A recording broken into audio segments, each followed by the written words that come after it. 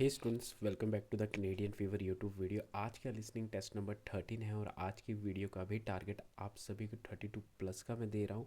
मैं आज के बाद जितनी भी लिसनिंग आने वाली सबका टारगेट 32 है, क्योंकि मुझे अब एग्ज़ाम बहुत ज़्यादा पास आ चुके हैं और इसका कोई सेंस नहीं बनता है अगर आप 26 या 25 का टारगेट लेकर अभी भी चल रहे हैं। आपको इम्प्रूव करने की बहुत ज़रूरत है और मैं उम्मीद करता हूँ आप सभी बच्चे ये 32 का टारगेट ब्रेक करने ही वाले हैं। अगर हम बात करें आज 7 जनवरी 2023 के आइल्स के एग्ज़ाम के बारे में, तो आज का एग्ज़ाम काफ़ी इजी रहा है। काफ़ी बच्चों का पॉजिटिव रिस्पॉन्स है। स्पेशली उन बच्चों की बात करूंगा जो बच्चे हमारी लिसनिंग प्रैक्टिस करते थे या फिर हमसे टीचिंग या मेंटरशिप लेते होते थे। उन बच्चों को काफ़ी अच्छा रिजल्ट आया है। मैंने यूट्यूब पर बहुत सारे कमेंट पढ़े हुए हैं, आप भी चाहें तो पढ़ सकते हैं और मोटिवेशन ले सकते हैं। अब बात कर लेते हैं जिन बच्चों को राइटिंग टास्क 1 या टास्क 2 के अंदर भी कुछ प्रॉब्लम आती है, उन्हें नहीं पता लगता कैसे सॉल्व करने, तो उसकी भी कुछ वीडियोज़ मैंने यूट्यूब पर अपलोड कर दी हुई है, तो आप वहाँ से चेकआउट कर सकते हैं। या फिर आपको चाहिए कुछ सैम्पल आंसर जिसे आप इजीली उसे पढ़कर समझ सकें कि किस वे में राइटिंग टास्क 1 या टास्क 2 लिखना है, तो डेली बेसिस पर हमारे इंस्टाग्राम पेज के ऊपर टास्क 1 एंड टास्क 2 अपडेट किए जाते हैं, प्लस रियल एग्जाम के भी टास्क 1 एंड टास्क 2 अपडेट किए जाते हैं। अब वो चेकआउट कर सकते हैं और उसके सैम्पल आंसर भी पढ़ सकते हैं। बट रिकमेंडेशन मेरी यही है, पहले आप खुद सॉल्व करें, फिर जाके वो सैम्पल आंसर पढ़ें, ताकि आपको आपकी गलतियों का पता लगे। बाकी बेस्ट ऑफ लक है। मैं उम्मीद करूंगा सभी स्टूडेंट 32 का टारगेट ब्रेक करके ही लौटेंगे। Section 1.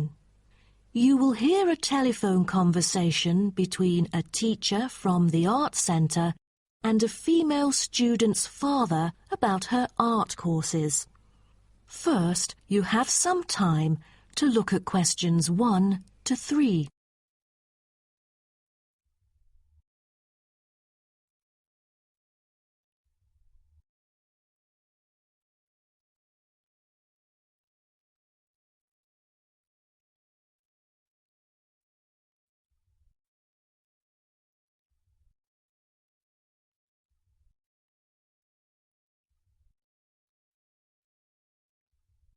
You will see that there is an example which has been done for you.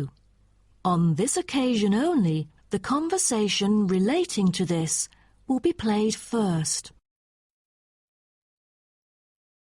Good afternoon. May I speak to Emma's parent? Afternoon.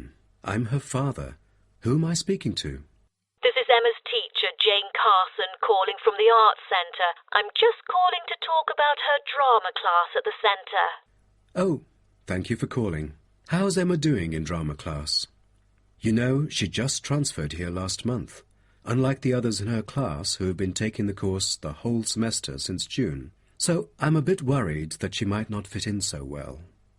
The father says his daughter Emma has been taking the course since last month, so C has been circled as the answer. Now we shall begin. You should answer the questions as you listen, because you will not hear the recording a second time. Listen carefully and answer questions 1 to 3. Good afternoon. May I speak to Emma's parent? Afternoon. I'm her father. Who am I speaking to? This is Emma's teacher, Jane Carson, calling from the Arts Centre. I'm just calling to talk about her drama class at the centre. Oh, thank you for calling. How's Emma doing in drama class? You know, she just transferred here last month, unlike the others in her class who have been taking the course the whole semester since June. So I'm a bit worried that she might not fit in so well. There's no need to worry. She exhibits a strong performance in her drama class. Is that so? Yes, she didn't adapt to the new environment as quickly as I originally expected and seemed a bit shy at first, but a few days later she made a couple of friends and became more talkative and also more involved in class. Emma really is a role model for others because she has always been an active participant during class. She voices her own ideas and is very creative. I didn't expect that, but I can tell that she really enjoys the course because she's been talking about it at home frequently these past few weeks. That's great to hear. Interest is always the best teacher. I also have to inform you that there's been an adjustment in the timetable of the drama class next term. Why is that? It's not that the music room that we currently use isn't available. As there are too many enrolling for the coming semester, increased class size means that space is limited to house the whole class. Also, the new classroom we use is not available during the current time frame, so I'm afraid we have to change the time for it. I see. So when would it be? As you know, the current class begins at 3:15, but the new time of the drama class would be 4:45. I'm afraid I have errands to run during that time. On the other campus, the class still begins at 3:15, but for the campus Emma goes to, it is the only time available for drama class. Oh, I see. I have to make adjustments to my course schedule then. No problem. Before you hear the rest of the conversation, you have some time to look at questions 4 to 10.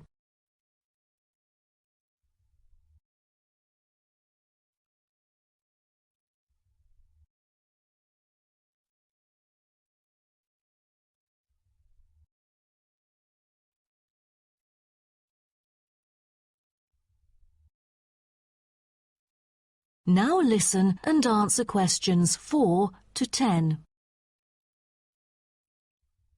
Miss Carson, I'm thinking about signing Emma up for another art course. I'm thinking about dance class. Dance class is a popular course here, a great choice for a child to shape up and have fun. But unfortunately, it is oversubscribed at the moment. I have to put you on the waiting list. That's too bad. What else can I choose from then? Could you give me some advice? Sure. Emma could take singing class as well. This would improve her musicality. Sounds good. When is that? It is held every Friday evening. That's too bad. Emma already has a swimming class earlier that evening. It will be too late for her to come home if she takes this course. There is also a vocal course available. Emma's got a great voice. I'm sure she'll stand out in the class. Tell me about it. The vocal course starts at 4:30 p.m. every Tuesday. It isn't fully booked yet. Great teacher, experienced and beloved by students. The price is a bit higher though. How much is it? It's $110. Oh, that's too much. Way over our budget. We have to cover the extra cost if we choose it. Or maybe Emma could take music class. What is it about? Learning about songs and musicals. Well, the students have the opportunity to play different instruments like the piano, drum and so on. They can also learn to write music under professional guidance. That's exactly what Emma is eager to learn. How much would it cost? It was $63 last term, but this term it is $85, $22 more than the original price. We can afford that. When does the course begin? The course starts on September the 7th. Can we start 1 week later, on September the 14th? My daughter will be on a trip to France with her mum on the 7th. No problem, and the teacher for the class is Jamal Curtis. Just contact him if you have any further questions regarding the course. Jamal Curtis? How do you spell Curtis? Oh, it's Curtis. Thank you. That is the end of section 1. You now have half a minute to check your answers.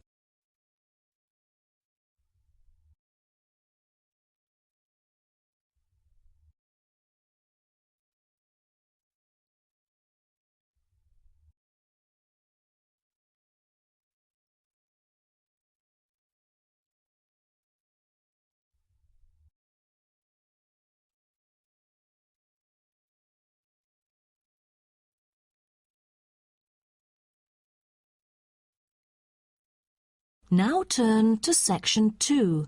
तो students उम्मीद कर रहा हूँ कि आप सभी Section 2.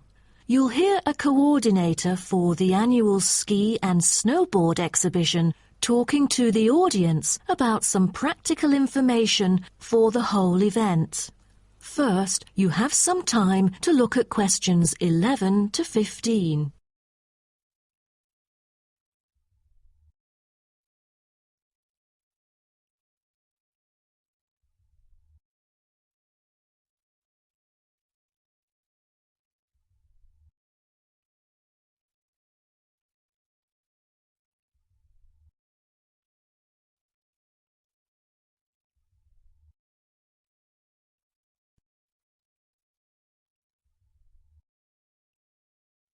Now listen carefully and answer questions 11 to 15.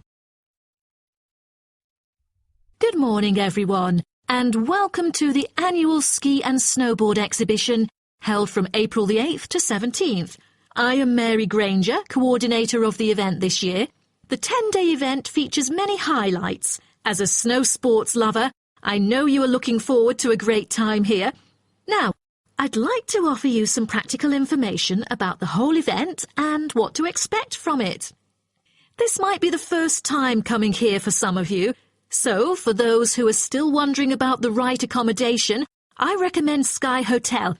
It has its own health and sports clubs, just like most of the hotels here, but I love it because of its incredibly cosy beds, which guarantees good rest after an exhausting day of exploration.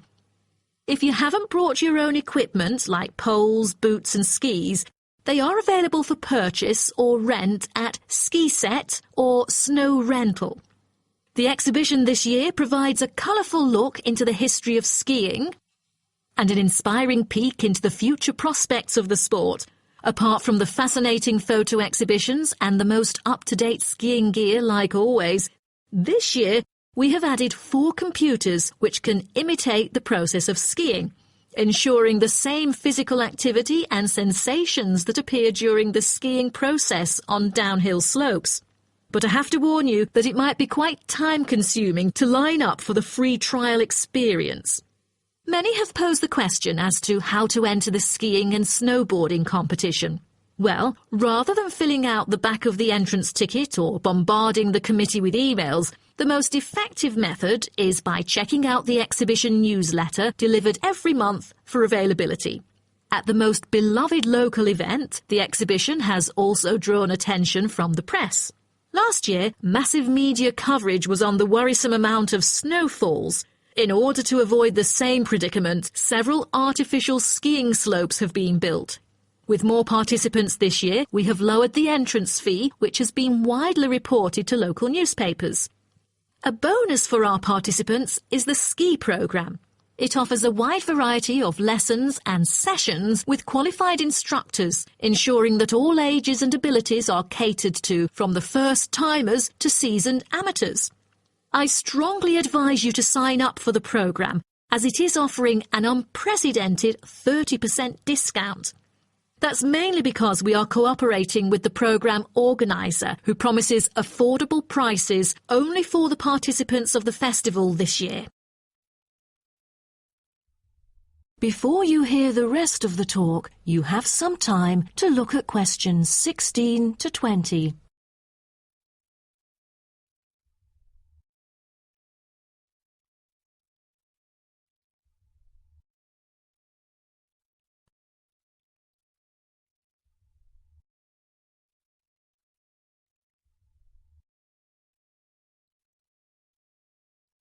Now listen and answer questions 16 to 20.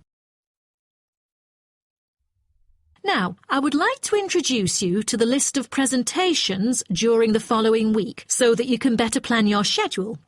The first presenter, Simon, is one of our best ski instructors. As an experienced instructor, he will inform you about the dangers that face skiers and snowboarders.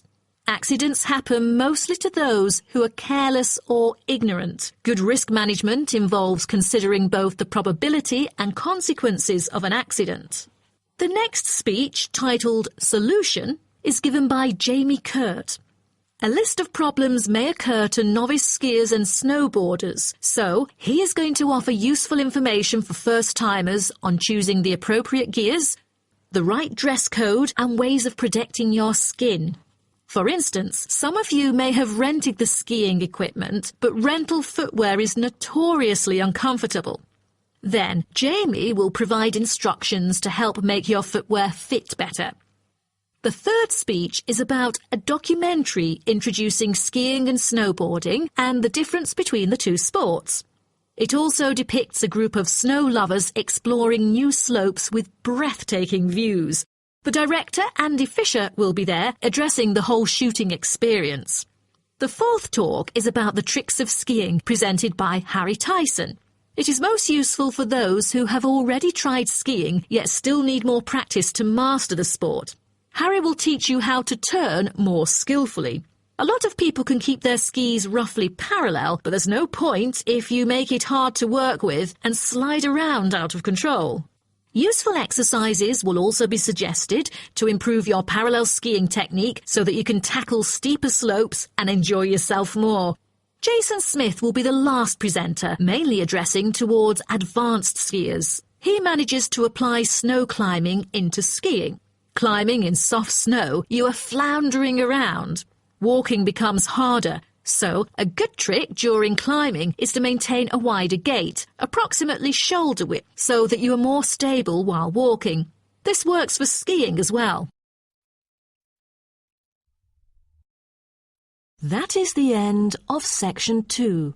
You now have half a minute to check your answers.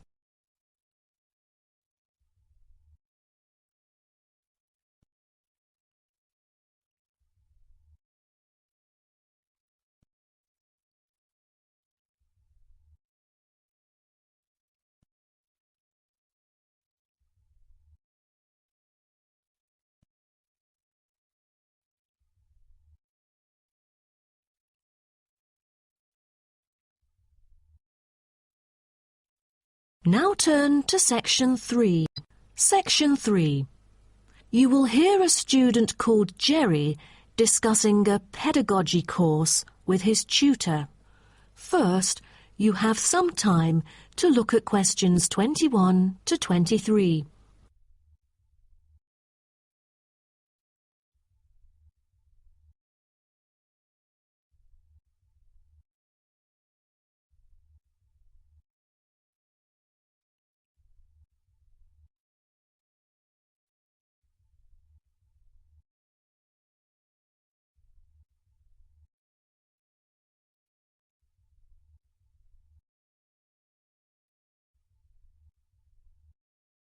Now, listen carefully and answer questions 21 to 23.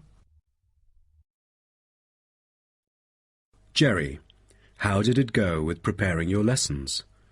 Is there anything you would like to discuss? Well, this is actually the first time that I have ever taught in an elementary classroom. After 8 years of learning pedagogy, I want to practice what I've learned in an instructive manner. But I'm a bit stuck right now. The topic I want them to research is a bit hard for pupils. I'm afraid that they won't be able to handle it on their own. So I need new ideas on designing more effective teaching methods. Mr. Carter, do you have any suggestions? Well, you should probably read this book called Professional Learning, written by J.K. Symonds. He is a professor who just transferred here last semester, but is already popular amongst the students for his creative teaching methods. There is an extensive range of learning approaches mentioned in the book, including approaches for team research, which might be helpful to you. You mean dividing the students into groups to do research? I've never thought of this before. How does it work? Professor Symonds has already demonstrated how efficient this approach can be. Basically, it aims to increase cooperation between students so they can present the results in a collaborative fashion. It helps them to develop their own voice and perspective. I'll check out the book as soon as possible. It seems I can borrow some of the essential concepts and work them into my course design.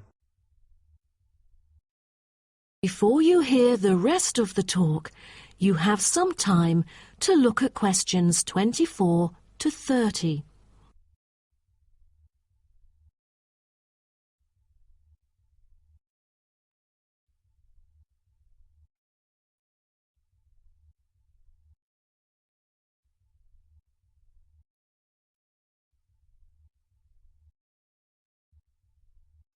Now listen and answer questions 24 to 30. Well, I was thinking maybe I could use both observation and non-observation as a part of my teaching methodology. Could you take a look at my teaching plan? Sure. What kind of observational methods do you have in mind? For the observational part, I intend to include two approaches. First, the pupils can assess each other's behavior. I feel that reviewing fellow students through criteria-based reference evaluation allows constructive feedback. It can also improve their understanding of the subject material. That's a smart move for a large class that would be hard to observe all by yourself. Also, you might want to get the feedback from several different individuals rather than just one. So how do you plan to carry out the peer assessments? Oh, every pupil will be required to write a diary, which includes group projects, presentations, and in-class discussions. They'll put down their remarks. I'll collect them on a regular basis, which can also help me see whether they can keep up or not. Good. What else do you intend to do? Besides that, I also plan to do video recording. I've already purchased a camera, just in case I miss anything important. I can go back and review their performances anytime I want. Would you record every in-class activity? No, I'll just keep track of an in-class simulation, which would require every pupil to fully participate. Students will act as members of a city council meeting, discussing issues like whether or not prohibition should be instated in the United States.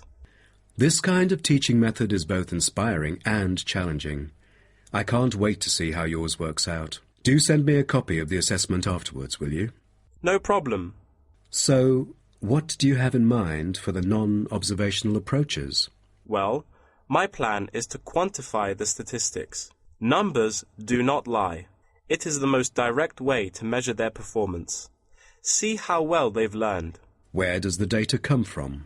I'll evaluate the test results, including the midterm, final exam, and pop quizzes, which would only take up about 40% of the overall assessment.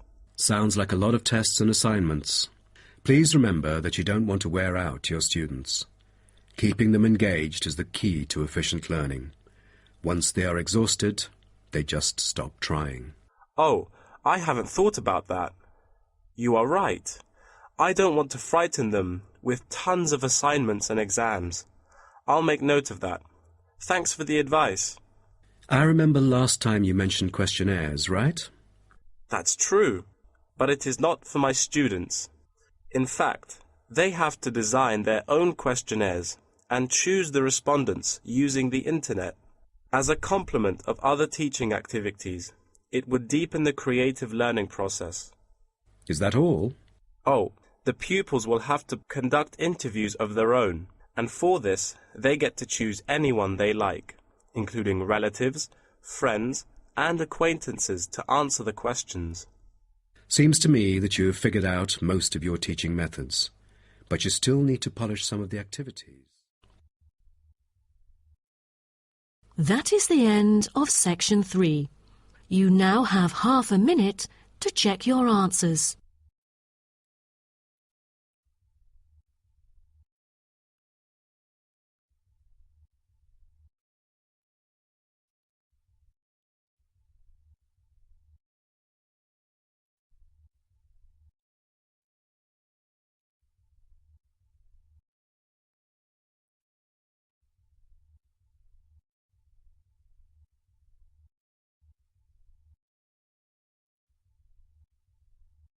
Now turn to section 4.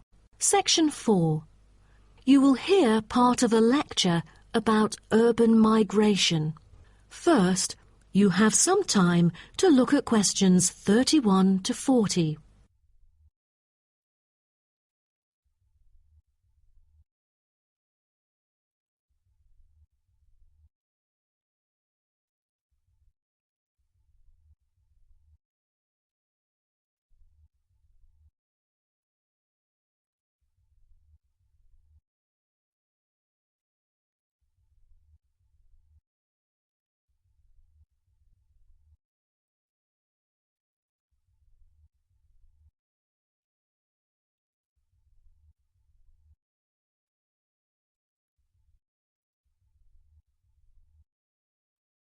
Now, listen carefully and answer questions 31 to 40.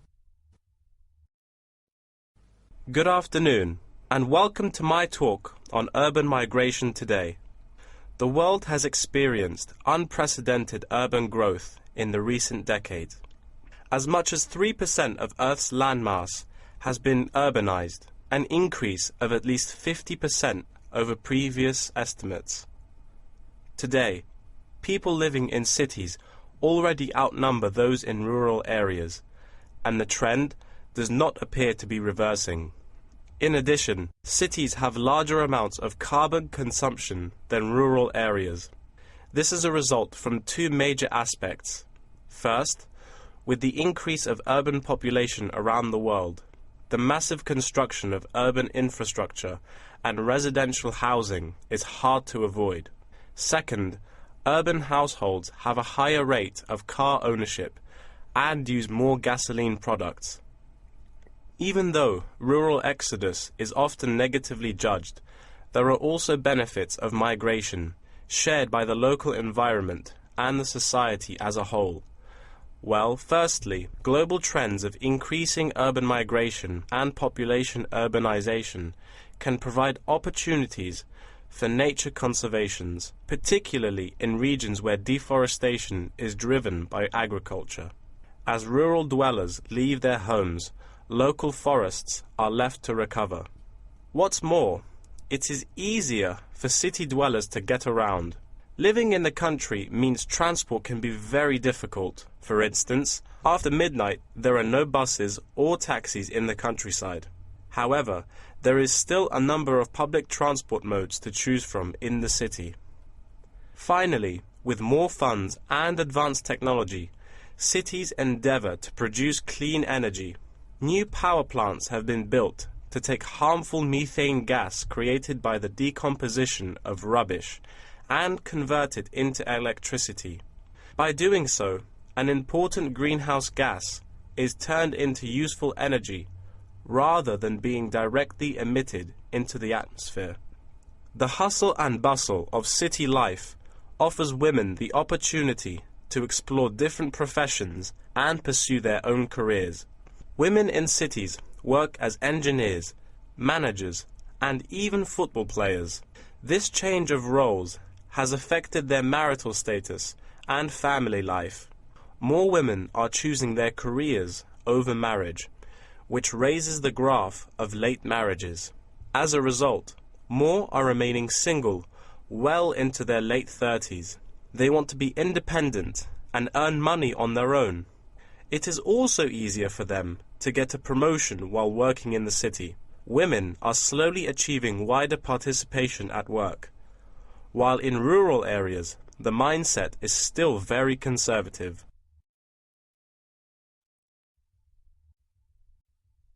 However, cities also change the way that humans interact with each other and the environment, often causing multiple problems. In general, urban wages are significantly higher, so moving to the city is an opportunity to earn what was impossible in rural areas. However, the wage difference is often offset by the higher cost of living and absence of self-produced goods, including subsistence farming. A sizable proportion of new corners attach greater importance to money and gradually abandon their former way of life, thus risking losing their culture. These new city residents are also faced with another problem. According to statistics, crime rates are significantly higher in densely populated urban regions than in rural areas. For instance, property crime rates in our metropolitan areas are 3 to 4 times as high in comparison to the rates in rural communities. Immigrants, upon arrival into cities, typically move into the poor, blighted neighborhoods because that is where they can afford to live. Crime in these areas is high and reflects poor living conditions, as these neighborhoods experience great levels of poverty. This pattern also occurs for violent crimes, which is much more common in large urban areas than elsewhere. In addition, traffic congestion and industrial manufacturing are prominent features of the urban landscape, which take their toll on the natural environment and those who depend on it. Air pollution from both cars and factory emissions affect the health of countless urban residents. Rural to urban migration can boost the urban economy. With a better economy, cities provide their residents with better welfare, but the concentration of services and facilities such as education, health, and technology in urban areas inevitably contributes to greater energy consumption. Another problem with life in the city is traffic congestion. It makes people late to work and thus stresses us out before we even get there. Deliveries can't arrive on time, gas costs money. The quality of life of those commuters starts to decline. What's worse is that if congestion makes it harder to match the right workers to the best jobs, it is economically inefficient as well. That is the end of section 4. You now have half a minute to check your answers.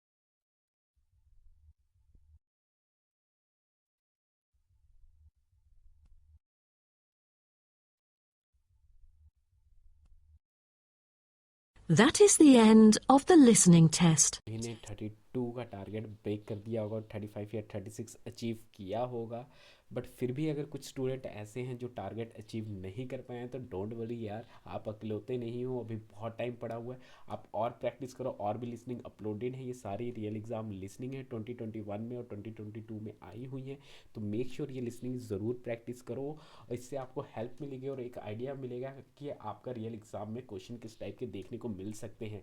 बाकी best of luck है, मुझे पता है exam वाले दिन आप ज़रूर फोड़ दोगे।